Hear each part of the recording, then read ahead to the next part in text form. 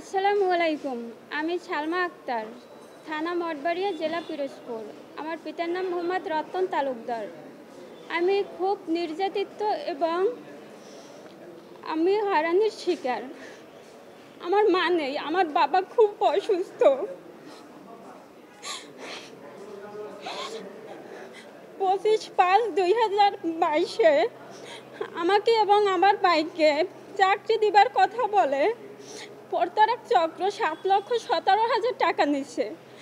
পরে তারা আমাদের চাকরিও দেয় না এবং টাকাও দেয় না। পরে তাদের বিরুদ্ধে আমি 25/5/2022-এ মঠবাড়িয়া থানার সাবেক ওসি নুরুল ইসলাম বাদল তার বরাবর প্রতারক চক্রের বিরুদ্ধে পাওনা টাকা উদ্ধারের জন্য অভিযোগ করি।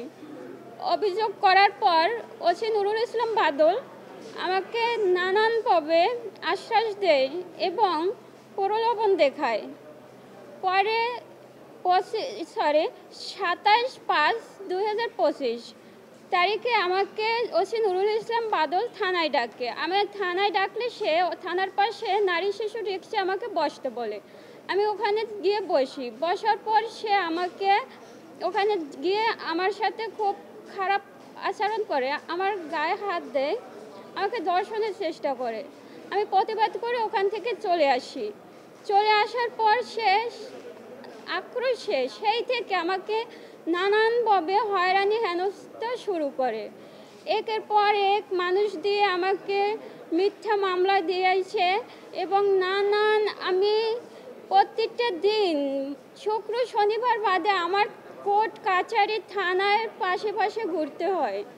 আমার পরে আমি নিরুপায় হয়ে 23/8/22-এ পিরোজপুর পুলিশ সুপারের কাছে অভিযোগ করি। অভিযোগ করার পর 1/9/22-এ আমাকে ওসি নুরুল ইসলাম বাদল এবং তদন্তশীল থানায় ডাকে, মীমাংসার কথা বলে প্রতারকদের বিরুদ্ধে। পরে আমি এবং আমার খালা যাই। ওসি নুরুল ইসলাম বাদল ধর্ষণের চেষ্টা করার পর থেকে আমি থানায় কখনো একা যাইনি। হ্যাঁ, একজন আমার ফ্যামিলি বা আমার আত্মীয় স্বজনকে নিয়ে থানায় যেতাম। পরে সে করলো কি, আমাকে ওখানে বসায় রাখছে। সেই দুপুরে গেছি, দুপুরে যাওয়ার পর বিকাল 5টা পর্যন্ত আমাকে বসায় রাখছে। সে পর্যন্ত পরে আমি যখন দেখলাম অনেক বেলা হয়ে গেছে, বিকাল হয়ে গেছে, আমি আসছি। আমি ওখান থেকে রাগ করে চলে দিচ্ছি। চলে আসার পথে তারা আমাকে অপহরণ করে এবং আমাকে কুপিয়ে গুরুতর আহত করে। 1 তারিখে আমাকে এই ঘটনা করে। 6 তারিখে আমার ডিগ্রি ফাইনাল পরীক্ষা ছিল, আমার সে পরীক্ষাটাও দিতে তারা দেয় নাই। সেই থেকে আমার পড়াশোনা চিরতরে বন্ধ হয়ে গেছে। আমার বাবা সে শারীরিকভাবে খুব অসুস্থ, তার হার্টের সমস্যা, লাঞ্চের সমস্যা। হ্যাঁ, আমার মা নেই। আর আমার ভাই দুটো আমার ছোট। আমরা 7 ভাই বোন, 5 বোন। বোনের ভিতর আমি ছোট, বাকি বোনেরা তাদের কর্মস্থানে এবং শ্বশুর বাড়িতে। ফ্যামিলির ভিতর আমি ছিলাম, আমার মা নেই এই জন্য। পরে তারা আমাকে নানান লোক দিয়ে এরকম হয়রানি শুরু করে। পরে আমি নিরুপায় হয়ে 23 সালে ঢাকা আইজিপি সহ বরিশাল রেঞ্জ ডিআইজি মহোদয়ের কাছে অভিযোগ করি। অভিযোগ করার পর তারা অভিযোগটি বিভাগীয় তদন্ত করে। বিভাগীয় তদন্তর পর আমরা সেখানে সাক্ষী প্রমাণ সকল ডকুমেন্টস দিই। ডকুমেন্টস দেওয়ার পর ওসি নুরুল ইসলাম বাদল, তদন্ত OC Abdul Haque, SI Abul Kashem, ASI Firoz Hasan আর second officer Mohammad Kuddus sir, এই 5 জনের নামে বিভাগীয় মামলা হয়। বিভাগীয় মামলা হওয়ার পর তারা আমাদের বাড়িতে যায়। বাড়িতে ওসি নুরুল ইসলাম বাদল এবং তদন্ত ওসি আব্দুল হক বিভাগীয় মামলা হওয়ার পরও তারা আমার বাড়ি যেয়ে আমার সাথে খুব খারাপ আচরণ করে। খারাপ আচরণ করার পর আমি 29/10/23-এ পিরোজপুর নারী শিশু কোর্টে ধর্ষণ চেষ্টা মামলা করি। মামলাটা করার পর ওখানে মামলাটা তদন্ত দেয় জেলা লিগ্যাল এইড সহকারী জজ স্যারের কাছে। পরে ওখানে তারা আমাকে মামলা প্রতিবেদন আমার ওখানে জমা দেয় আদালতে। আদালতে জমা দিলে তারা আমাকে ওখানে আটকিয়ে রাখে। যেদিন আমার মামলার শুনানি সেদিন আমাকে আটকিয়ে রেখে আমাকে আদালতে উপস্থিত হতে দেয় না। উপস্থিত না হতে দিয়ে পরে আমার থেকে 3টে স্ট্যাম্পে স্বাক্ষর নেয়, সাদা 3টে স্ট্যাম্পে স্বাক্ষর নেয়। পরে আমি তাদের বিরুদ্ধে 2টা জিডি করি। 4 গুণ শক্তিশালী এনজাইম ও অধিক ফেনা সমৃদ্ধ অরিক সিলভার ওয়াশ মাত্র 70 টাকায়। পিরোজপুর সদর থানায় একটা জিডি এবং মঠবাড়িয়া থানায় একটা জিডি।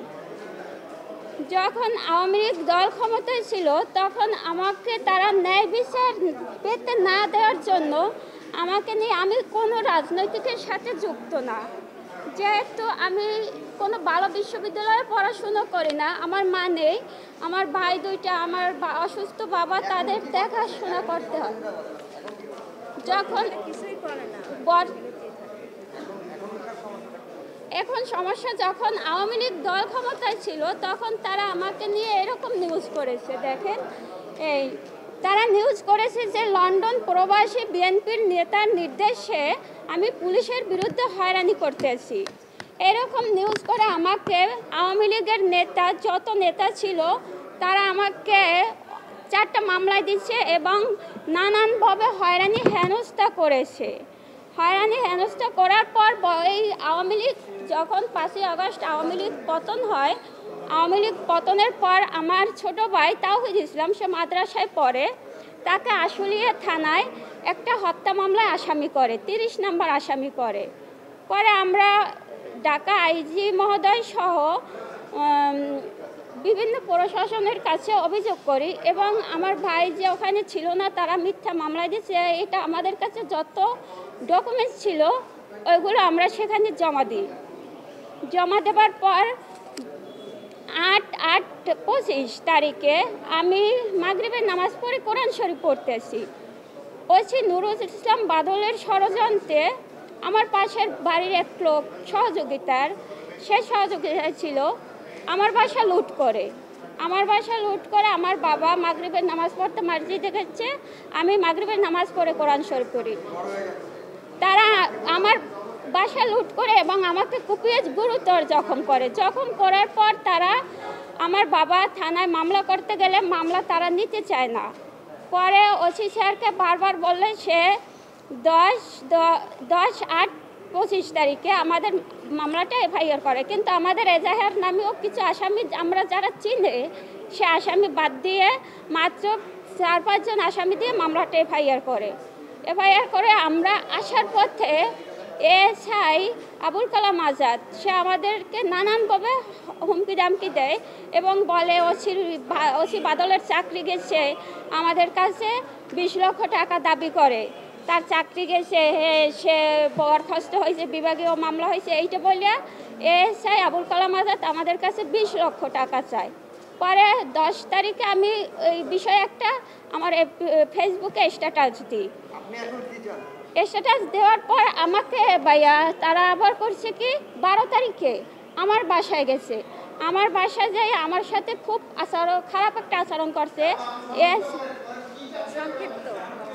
আমাকে ভাইয়া তারা একটা মিথ্যা মামলায় তারা আমার বাবাকে এবং আমাকে 12 তারিখে, হ্যাঁ আগস্ট মাসে 12 তারিখে আটকে নেইয়া তারপর আমাকে এবং আমার বাবাকে হাজতে দিচ্ছে।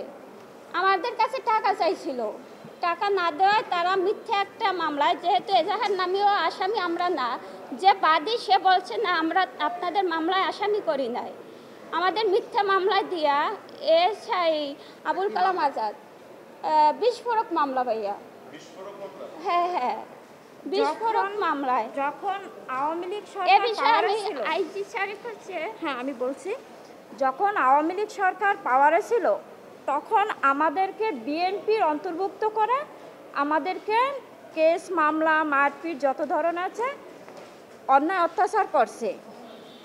এরকম হামলা মামলা করার পর যখন আওয়ামী লীগ সরকারের পতন হওয়ার পর তারা আমাদেরকে আওয়ামী লীগের দলভুক্ত করে আমাদেরকে আমার মামলা হামলা তারা করতে আসে, যত ধরনের হয়রানি আছে তারা ছেড়ে দিচ্ছে না। আমাদের দাবি, ও একটা স্টুডেন্ট, ওর পড়াশোনা বন্ধ হয়ে গেছে এই সমস্যার জন্য। ইভেন মিথ্যা মামলায় একটা মেয়ে মানুষকে 1 মাস হাজত খাটাইছে। যে আসামি মানে হাজত ছিল ও আসামি কিন্তু তার কেসের এজাহারভুক্ত আসামি না। আর যে মামলাগুলো হয়েছে আমরা কিন্তু আওয়ামী লীগের কোনো পদ বা পদবিতে নেই। আমি বিএনপি, আমি 10 নম্বর যখন আন্দোলন হয়েছে আমি আমাদের ছাত্র ভাইদের সাথে ছিলাম। এখন চাচ্ছি আমরা ন্যায় বিচার চাচ্ছি। আমার বাবা মুরব্বী মানুষ, একা এখন যে বাড়ি থাকে মনে হয় এমন তারা করতেছে যে আমার বাবা মনে হয় আমাদের বাড়িতেও মারা যেতে পারবে না।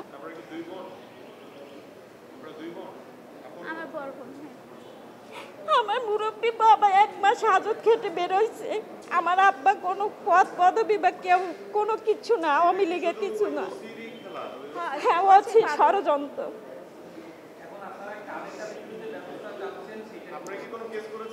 আমি বিচার চাচ্ছি ওসি নুরুল ইসলাম বাদল 1 নম্বরে সেই সব এই ঘটনাগুলো ঘটছে।